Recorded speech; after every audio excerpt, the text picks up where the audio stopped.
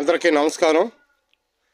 ప్రియమైన ఆంధ్రప్రదేశ్ రాష్ట్ర ప్రజలారా, ప్రజానికి 50 మంది కూడా ముఖ్యంగా గమనించవలసిన ఈ అంశం ఏంటంటే, మన మాజీ ముఖ్యమంత్రి శ్రీ జగన్మోహన్ రెడ్డి గారు గత అసెంబ్లీ జరిగినప్పుడు నేను ఎంత మాత్రం కూడా అసెంబ్లీకి పోను, వాళ్ళు నాకు మైక్ ఎవరు, నాకు మాట్లాడినెవరు, నన్ను అవమానంగా హేళన చేస్తారని చెప్పేసుకొని పట్టుకొని ఆ రోజు అసెంబ్లీకి హాజరు కాలేదు. ఇది కరెక్ట్ విధానం కాదని చాలామంది రాజకీయ పార్టీలు కూడా చాలా విమర్శించాయి. మరి ఇప్పటికైనా మన రాష్ట్రానికి అవసరమైనటువంటి ఈరోజు రేపు 24వ తారీఖు నుంచి జరగబోయే రాష్ట్ర అసెంబ్లీ సమావేశాలకైనా హాజరవ్వాలి అని చెప్పేసి ఈ సందర్భంగా భారత కమ్యూనిస్ట్ పార్టీ సిపిఐ తరఫున నేను డిమాండ్ చేస్తూ ఉన్నాను.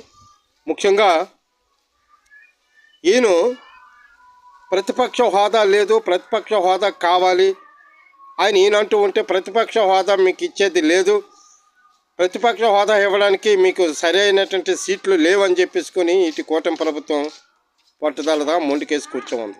ఈయనకేమో పట్టుదలకు కోర్టుల చుట్టూ తిరుగుతున్నారు ఏది ప్రతిపక్ష హోదా కావాలని.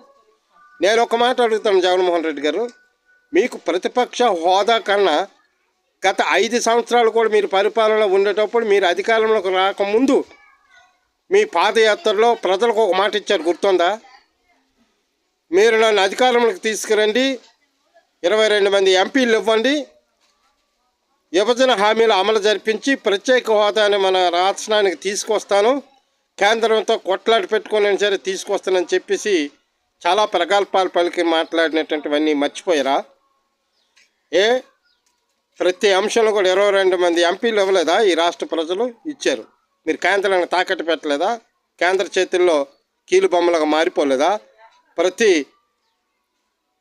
ఏ దానికైనా సరే బీజేపీకి సపోర్ట్ చేసుకుంటూ మీరు కార్యాపన చేసి చివరికి ప్రత్యేక హోదా తేలేదు, ప్రత్యేక ప్యాకేజ్ అంతకన్నా తేలేదు. మరి ఈ రాష్ట్ర ప్రజలు మిమ్మల్ని ఏమైనా బయటకు నెట్టారా? ఈ రాష్ట్ర ప్రజలు మిమ్మల్ని ఏమైనా కాదన్నారా? చెప్పండి. ఇది ప్రజల పక్షంగా ప్రజలు అడుగుతున్న ప్రశ్న. ఇది ప్రజలు ఖచ్చితంగా ఈ విధానాల్లో, ఈ ఆలోచనలో కొట్టుమిట్లాడుతూ ఉన్నారు. గతంలో ఎంత ప్రగల్భాలు పలికినటువంటి పెద్ద మనిషి ప్రత్యేక హోదా తీసుకురాలప్పుడు విభజన హామీలు అమలు జరుపుకోలేపాడు. మరి రాష్ట్రానికి ఏ విధమైనటువంటి హామీలు అమలు చేయలేనటువంటి పెద్ద మనిషి ఈరోజు ప్రతిపక్ష హోదా లేనంత మాత్రాన అసెంబ్లీకి వెళ్ళకపోతే పరిస్థితి ఏంటి? ఇప్పుడు రానున్న బడ్జెట్ సమావేశాలు కాబట్టి ఖచ్చితంగా ప్రజలపక్షంగా, ప్రజాపక్షంగా అసెంబ్లీలో అడుగుపెట్టి బడ్జెట్పై చర్చల్లో పాల్గొనాలని చెప్పేసి ప్రజలు ముక్తకంఠంతో కోరుకుంటున్నారు. ఖచ్చితంగా మీరు దాన్ని అమలు చేయాలి, వెళ్ళి తీరాలి అంతే. వెళ్ళకపోతే ఖచ్చితంగా మీరు రాజీనామాలు చేయండి, మీరు మీ ఎమ్మెల్యేలు కూడాను.